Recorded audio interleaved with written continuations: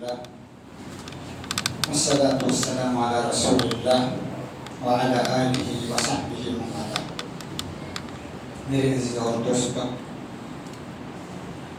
اسلام میں صلح صفائی کی بڑی اہمیت ہے اور صلح صفائی تنازع سے نکلنے کا ایک باعزت راستہ ہے. آپس میں اختلافات اور تنازع سے اگر کوئی آدمی باعزت نکلنا چاہیں تو یہ گویا صلح صفائی ہے، بہترین راستہ ہے.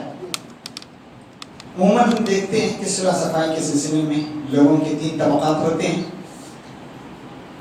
3 قسم کے لوگ ہوتے ہیں. ایک طبقہ وہ ہوتا ہے کہ بجائے صلح صفائی کی ذمہ داری نبھانے کی وہ یہ کہہ جاتا ہے کہ اس معاملے سے ہمارا کیا لینا دینا، ہمیں اس سے کیا واسطہ. وہ آنکھ بند کر کے چلا جاتا ہے. حالانکہ یہ بھی ایک قسم کا گناہ ہے.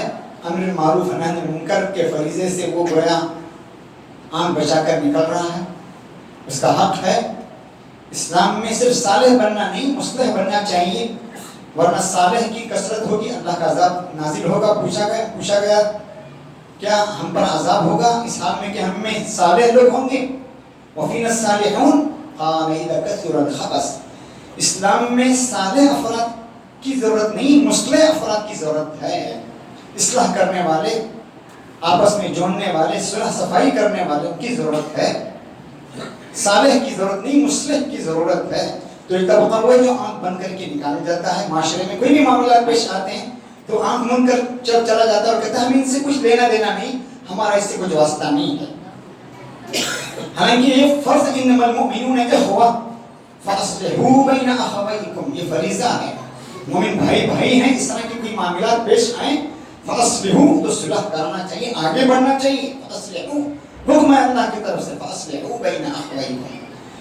دوسرا طبقہ وہ ہے جو کوئی بھی معاشرے میں اس طرح کے معاملات آتے ہیں تماشبی بن جاتا ہے، تماشا بن جاتا ہے. تماشبی بنتا ہے، وہ صرف تماشے کی نظر سے دیکھتا ہے. یعنی وہ سمجھتے ہیں مجھے سروکار بھی نہیں لیکن تماشا بن رہا ہے. یہ بھی غلط قسم کا رویہ ہے کہ آدمی تماشا بن جائے. تیسرا طبقہ وہ ہے جو معاملات کو اور ہوا دینے لگتا ہے. اس طرح کے معاملات پیش آئیں، ہم معاملات کو اور واٹس ایپ کے ذریعے سے، سوشل میڈیا کے ذریعے سے ان چیزوں کو ہم فارورڈ کریں تو گویا وہ غیبت اور بہتان کا ارتکاب کر رہے ہیں، جرم کا ارتکاب، غیبت کا ارتکاب. اگر اس شخص کے اندر وہ چیز ہے تب تو غیبت ہے، نہیں ہے تو بہتان ہے. تو یہ تیسرا طبقہ ہے. حالانکہ اس فریضے کی کوئی اہمیت نہیں ہوتی. اتنا بڑا معزز صلح صفائی اتنا بڑا بہترین فریضہ اور بہترین کام ہے کہ اس کی طرف انسان کی توجہ نہیں جاتی اور سمجھتا کہ کوئی نیکی کا کام نہیں سمجھتا آدمی کہ یہ بھی کوئی نیکی کا کام ہے.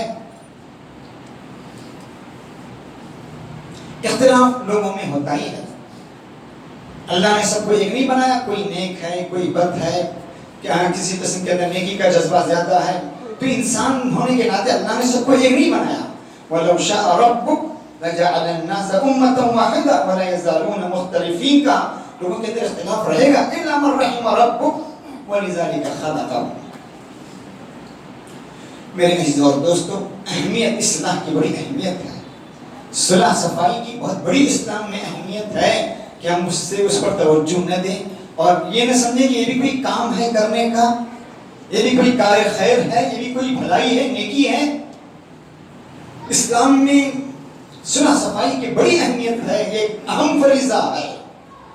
اسی حدیث میں فرمایا گیا ان افضل الصدقات، یعنی سب سے بہترین صدقہ کہا گیا ہے صلح صفائی کو، آپس میں یعنی جھگڑا چکانے کو بہترین صدقہ اسلام نے کہا ہے.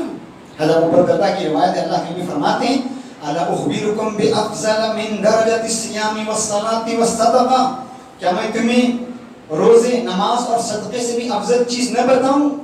وہ نفل نماز، نفل صدقات، نفل روزوں سے بھی بہترین افضل چیز نہ بتاؤں؟ تو اللہ کے صحابہ نے پوچھا بھلا یا رسول اللہ؟ تو اللہ کے نبی نے فرمایا اصلاح ذات البین، صلح صفائی آپس میں ملانا یہ اس کو کہا گیا نماز روزے صدقات خیرات سے بھی بڑی نیکی گویا اسلام کہہ رہا ہے. عبداللہ بن عمرو کی روایت ہے قال رسول اللہ صلی اللہ علیہ وسلم افضل الصدقہ اصلاح ذات البین، سب سے بہترین صدقہ آپس میں صلح کرانا ہے، صلح صفائی ہے، یہ گویا سب سے بہترین صدقہ ہے. حضرت انس کی روایت ہے کہتے ہیں اللہ کے نبی نے فرمایا، یعنی حضرت ابو ایوب سے فرمایا الا ادلک علی تجارت، کیا میں تمہیں کوئی ایسی تجارت نہ بتاؤں، ایسا بزنس نہ بتاؤں، کوئی بزنس نہ بتاؤں میں تمہیں؟ صحابہ نے پوچھا کیوں نہیں؟ بلا یا رسول اللہ. قال سل بین الناس اذا تفاسدوا، جب لوگوں کے اندر بگاڑ پیدا ہو جائے تو انہیں جوڑنے کی کوشش کرو. وقرب بینہم اذا تباعدوا، جب لوگوں کے اندر دوریاں پیدا ہوں تو انہیں قریب کرنے کی کوشش کرو. کہ اس کو بہترین تجارت کہہ رہے ہیں اللہ کے نبی، سب سے بہترین تجارت جو آدمی اللہ کے ساتھ کرتا ہے. میرے عزیز اور دوستو، یہ اتنا بڑا اہم فریضہ ہے. نبی تو نبی، اللہ تعالیٰ بھی، اللہ تعالیٰ کو یہ کام پسند ہے اور خود اللہ تعالیٰ قیامت کے دن یہ کام کرے گا. مستدرک حاکم کی حدیث ہے، صحیح حدیث ہے، بین رسول صلی اللہ علیہ وسلم جالسن، اللہ کے نبی ہمارے درمیان بیٹھے ہوئے تھے. اذ رأیناہ ضحک، ہم نے اللہ کے نبی کو دیکھا کہ مسکرا رہے ہیں. ہم نے پوچھا ما اضحکک یا رسول اللہ، کس چیز نے آپ کو ہنسایا؟ بِأَبِي أَنْتَ وَأُمِّي، کیا وجہ ہے، کیا بات پیش آئی، کیا آپ ہنس رہے ہیں، کیا آپ مسکرا رہے ہیں؟ اللہ کے نبی کہہ رہے ہیں رجلان من امتی جزایا بین یدی رب العزہ، دو بندے اللہ کے دربار میں پیش ہوں گے، آئیں گے اور آپ کے قدموں تلے اور کہیں گے، ان میں سے کہے گا یا رب خذ لی مظلمتی من اخی، میرے بندے نے مجھ پر ظلم کیا ہے، یہ اس کا مجھے بدلہ چکائیے. اللہ تعالیٰ کہے گا فقال للطالب، اللہ تعالیٰ کہے گا اس طالب یعنی اس طلب کرنے والے سے کہے گا فَكَيْفَ تَصْنَعُ بِأَخِي وَلَمْ يَبْقَ مِنْ حَسَنَاتِي، ارے تیرا بندہ، تیرا دوست، تیرا ساتھی، اس کے پاس کوئی نیکیاں ہے ہی نہیں، چیک جھولی میں اس کی نیکی میں، اس کی جھولی میں کوئی نیکی نہیں، کیا تو دلائے گا؟ تو کہے گا میری برائیاں ہیں، میری برائیاں ان پر لاد دیجیے، میری برائیاں اس پر لاد دیجیے اے اللہ. یہ اللہ تعالیٰ کہے گا. حالانکہ اس وقت نیکیوں کی زیادہ ضرورت ہوگی، برائیوں کو یعنی بدی کو کم کرنے کی زیادہ ضرورت ہوگی. پھر اللہ تعالیٰ اپنے بندے سے کہے گا ارفع بصرک، اپنی نظر اٹھاؤ اوپر، فانظر فی الجنان، جنت کو دیکھو، فرفع رأسہ، وہ اپنا سر اٹھائے گا تو اللہ کے تو کہے گا یا رب یہ سونے کے شہر، یہ سونے کے محلات، موتیاں جڑے ہوئے محل، یہ سب کیا قیمت ہے اس کی؟ پوچھے گا کیا قیمت ہے، کیسے میں اسے خرید سکتا ہوں، کیا ہوگا؟ کیا کسی شہید کے لیے ہے، کسی نبی کے لیے ہے، کسی صدیق کے لیے ہے؟ تو اللہ کہے گا ھذا لمن اعطى ثمنہ، یہ اس شخص کے لیے ہوگا جو اس کی قیمت چکائے گا. کہے گا میرے پاس اس کی قیمت کیا ہے، میں اسے کیسے چکا سکتا ہوں؟ اللہ کہے گا انت تملکہ، تم اسے چکا سکتے ہو، یہ ہیرے جواہرات سے لدے ہوئے بنگلے تم خرید سکتے ہو، یہ سونے کے شہر تم خرید سکتے ہو، ان کی قیمت تمہارے پاس ہے. اللہ کہے گا بعفوک عن اخیک، اپنے بھائی کو معاف کر دو، درگزر کرو، یہی اس کی قیمت ہے. پھر وہ بندہ کہے گا میں نے اسے معاف کر دیا، اے اللہ میں نے اسے معاف کر دیا. پھر اللہ تعالیٰ کہے گا خذ باخی بیدی اخی، اپنے بھائی کا ہاتھ تھامو اور اسے بھی اس جنت میں لے جاؤ. تو معلوم ہوا صلح صفائی کی اہمیت کس درجہ ہے، کتنا مقام اللہ کے پاس ہے کہ اللہ تعالیٰ خود یہ کام انجام دے گا، یعنی قیامت کے دن خود اللہ تعالیٰ یہ کام انجام دے گا. اسی لیے فرمایا گیا اسی لیے اسی حدیث کے متصل بات اللہ کے نبی نے فرمایا اتقوا اللہ فاصلحوا ذات بینکم، اللہ سے ڈرو اور صلح صفائی کرو، آپس کے اختلافات کو ختم کرو. فإن اللہ یصلح بین المؤمنین، اللہ خود صلح صفائی کا کام خود کرتا ہے. نبی تو دور، اللہ تعالیٰ خود یہ کام کر رہا ہے، صلح صفائی کا، بھائیوں کو ملانے کا، آپس کے اندر جوڑ پیدا کرنے کا کام یہ خود اللہ تعالیٰ کر رہا ہے. میرے عزیز اور دوستو، اللہ کے نبی صلی اللہ علیہ وسلم بہت سے مرتبہ خود آگے بڑھے اس کام کے لیے، اللہ کے نبی بھی خود آگے بڑھے ہیں صلح صفائی کے لیے، اس عمل کے لیے۔ بخاری کی روایت ہے، سہل بن سعد کہتے ہیں ان اہل قبا اقتتلوا، اہل قبا آپس میں جھگڑنے لڑ پڑے، حتی تراموا بالحجارہ، یہاں تک کہ پتھر پھینکنے لگے ایک دوسرے پر۔ فاخبر رسول صلی اللہ علیہ وسلم بذلک، اللہ کے نبی کو بتایا گیا، اس کی خبر دی گئی، تو اللہ کے نبی نے کیا کہا؟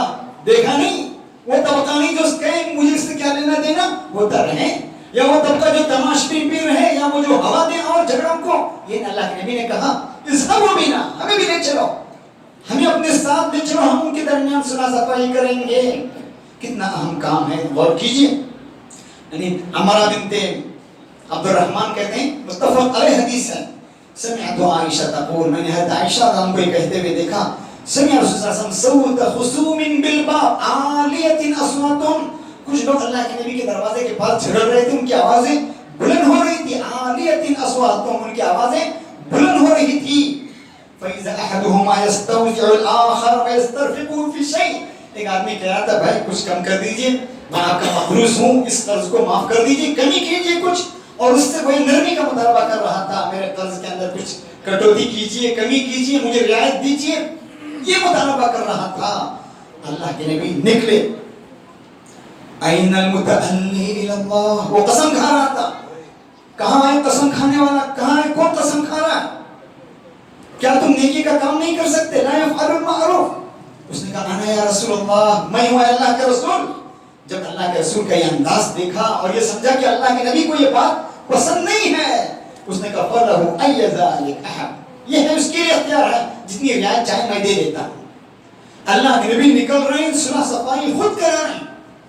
یہ اتنا بہترین عمل ہے، جھوٹ جیسا گناہ جو اخبث الخبائث ہے، ام الخبائث، بہت بڑا گناہ ہے، لیکن میاں بیوی کو جوڑنے کے لیے، دو بھائیوں کے اندر صلح کرانے کے لیے جھوٹ بولنے کو جائز اللہ تعالیٰ کہہ رہا ہے۔ متفق علیہ حدیث ہے، لیس الکذاب الذی یصلح بین الناس، جو آدمی لوگوں کے اندر لوگوں کو جوڑنے کے لیے جھوٹ بولے گا وہ کذاب نہیں ہے۔ فینمی خیرا، کوئی خیر بات پہنچائیں، کہا بھی نہیں، کہہ دیا، فینمی خیرا، سامنے والے کی جانب سے اچھی بات کہی، وہ تمہاری تعریف کر رہا تھا، تعریف نہیں کیا، وہ لاکھ گالی دے رہا تھا، لیکن کہہ رہا تعریف کر رہا تھا، لوگوں کو جوڑنے کے لیے اس جھوٹ جیسے خبیث عمل کو بھی یہاں پر جائز قرار دیا گیا، لوگ بھائیوں کو جوڑنے کے لیے، آپس میں ملانے کے لیے۔ بخاری کی حدیث ہے، اللہ کے نبی کو نماز سے کتنی محبت تھی، جعلت قرۃ عینی فی الصلاۃ، اللہ کے نبی نے کہا نماز میں میری آنکھوں کی ٹھنڈک رکھ دی گئی، اللہ کے نبی کہہ رہے ہیں کتنا پسندیدہ عمل ہے، لیکن اس عمل کے لیے نماز میں تاخیر ہو رہی ہے اللہ کے رسول سے۔ قبیلے بنی عمرو بن عوف میں کوئی قضیہ آیا، جھگڑا واقع ہوا، اور مصالحت کرنے کے لیے اللہ کے نبی گئے، اپنے رفقا کے ساتھ، دوستوں کے ساتھ خود شریک ہوئے، اب نماز میں تاخیر ہوئی، حضرت بلال نے حضرت ابوبکر کو آگے بڑھایا، آپ تاخیر سے پہنچے، اتنا بہترین عمل ہے آپس میں صلح کرانا، نماز محبوب ترین شے، یہاں تاخیر ہو رہی ہے بھائیوں کو جوڑنے میں، صلح کرانے میں، یہاں اللہ کے نبی کو یہ گوارا ہے نماز میں تاخیر ہو جائے، لیکن آپس میں صلح ہونا چاہیے، محبت ہونا چاہیے، کہ صلح صفائی تنازع سے نکلنے کا بہترین راستہ ہے۔ میرے عزیز اور دوستو، صلح صفائی میں رازداری بھی چاہیے۔ نجوا کو حرام قرار دیا، کانا پوسی کو حرام قرار دیا، لیکن یہاں پر صلح صفائی کے لیے نجوا کو جائز قرار دیا گیا، راز میں رکھنے کے لیے کہا گیا، بات کو ظاہر نہ کرنے کے لیے کہا گیا۔ لا خیر فی کثیر من نجواہم الا من امر بصدقۃ او معروف او اصلاح بین الناس، لوگوں کو ملانا ہے، صلح صفائی کرنا ہے، جوڑنا ہے، اس میں نجوا کو بھی، کانا پوسی کو بھی جائز قرار دیا گیا، اور راز کو مخفی رکھنے کے لیے کہا گیا، ہم اچھال دیں، پھیلا دیں، اور پھر یہ راز نہ رہے، تو پھر یہ کہا گیا راز رکھنا چاہیے، دلوں کو جوڑنے اور آپسی جھگڑوں کو ختم کرنے کے لیے، صلح صفائی کے لیے یہ بہترین عمل ہے، قرآن کا حکم ہے۔ میرے عزیز اور دوستو، عموماً صلح صفائی بعد دفعہ ہونی پر گھر کے جھگڑے گھر میں ختم نہیں ہوتے، حالانکہ گھر کے جھگڑوں کو گھر میں دفن ہونا چاہیے، ختم ہونا چاہیے۔ بہار اس وقت آتی ہے جب ہر دھرمی ہوتی ہے، سامنے والا ایک فریق ہر دھرمی پر اتر آ رہا، میں صحیح اعتراف کیجئے، غلطی ہو گئی، آدمی غلطی کو فوراً مان لے گا تو پھر معاملہ ختم ہوگا۔ اس لیے مشہور حکیمانہ قول ہے، الاعتراف یمحو الاقتراف، الاعتراف یمحو الاقتراف، اعتراف کرنا یہ جرم کو، معاملے کو ختم کر دیتا ہے. گھر کا جھگڑا گھر میں ختم ہو جاتا ہے جب ہر دھرمی پر نہ ادھر آئے، دونوں فریق ہر دھرمی پر نہ ادھر آئے، باہم ملے. کہیں غلطی ہو گئی، انسان ہے، غلطی ہو گئی، اللہ بڑا رحیم ہے، شرک کے علاوہ وہ ہر گناہ کو معاف کر سکتا ہے، اور توبے یعنی موت تک کے لیے گویا توبے کا دروازہ کھلا ہوا ہے. تو کتنا بڑا، کون سا بڑا پاپ ہوا. دونوں فریقوں کو چاہیے تھا کہ اعتراف کرتے، اعتراف کریں آپس میں. کوئی بھی اگر کوئی ہو رہا ہے تو یہ بڑی چیز، ورنہ پھر گھر کا معاملہ گھر میں دفن کے بجائے ہونے کے بازار کی زینت بن جاتے ہیں. میرے عزیز اور دوستوں، حضرت عمر بن خطاب نے کتنی بہترین بات لکھی ہے. انہوں نے خط لکھا، ابو موسیٰ اشعری کو خط لکھا، کہا کہ منازعات، جھگڑے، ان کو ختم کیسے کیا جائے، یہ آپسی صلح صفائی کیسے ہو، معاملات کیسے دفن ہو. ایک خط لکھا، اس خط میں ہوتی کتنی بہترین بات کہی. حالانکہ غور کیجیے، وہاں پر اسلامی شریعت تھی، محاکم شرعیہ تھے، محکم شریعہ تھے، قرآن اور حدیث کے مطابق فیصلے ہو رہے تھے. انسانی قانون نہیں تھا، خدائی قانون چل رہا تھا. اسلامی عدالتیں تھیں، قرآن اور حدیث کے مطابق فیصلے ہوتے تھے. انسانی عدالتیں، انسانی قوانین نہیں تھے. پھر بھی حضرت عمر کتنی حکیمانہ بات کہی، رد الخصوم حتی یصطلحوا. اگر اس طرح کے معاملات آئیں تو ان قضیوں کو نکاح بہر کرو، مت لو حتی یصطلحوا، خود آپس میں یہ لوگ صلح کر لیں. یعنی ان چیزوں کو عدالتوں میں مت لاؤ، آپس میں خود بیٹھ کر فیصلہ کر لیں. حتی یصطلحوا. پھر کتنی بہترین بات کہی، فإن فصل القضاء یورث بینہم الزغائر. عدالتوں میں فیصلے ہوں گے تو پھر فیصلے ہوں گے، عداوتیں اور بڑھے گی، دشمنیاں اور بڑھے گی. یہ معاملہ آپس میں حل کر لیتے تو کوئی بات نہیں تھی. کتنی دور اندیشانہ بات کہی ہے. ہم سمجھتے ہیں کتنی حکیمانہ بات کہی کہ قضیوں کو خود نمٹ لو، آپس میں خود فیصلہ کر لو، بجائے اسی لیے قرآن کہتا ہے وَالصُّلْحُ خَيْرٌ. صلح کیا ہے؟ بہترین چیز ہے. وَالصُّلْحُ خَيْرٌ. صلح بہترین حل ہے. صلح تنازع سے نکلنے کا بہترین راستہ ہے، امن، شانتی اور پیس کا بہترین ذریعہ ہے، سکون اور طمانینت کا بہترین طریقہ ہے صلح صفائی. علامہ شعراوی نے بہت بہترین بات کہی. وہ کہتے ہیں، میری ملاقات ایک ایسے فاضل قاضی سے ہوئی. وہ کہتے ہیں میں ایک ایسے فاضل قاضی کو جانتا ہوں جس نے اپنے سامنے والے فریق سے کہا احکم بینکما بالعدل او بما هو خیر من.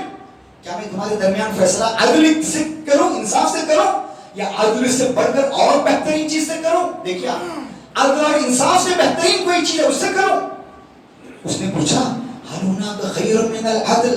کیا عدل اور انصاف سے بھی آپ کے پاس کوئی بڑی چیز ہے؟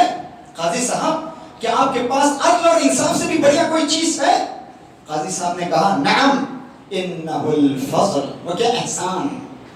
انہ الفضل فالعدل اعطاء الحق. فقط انصاف کیا ہے؟ حق والے کو حق دینا، چاہے ان میں جو بعد میں جو معاملہ گزرے اس سے واسطہ نہیں، حق والے کو حق دینا یہ عدل ہے. والفضل ان یتنازل الانسان عن حقہ.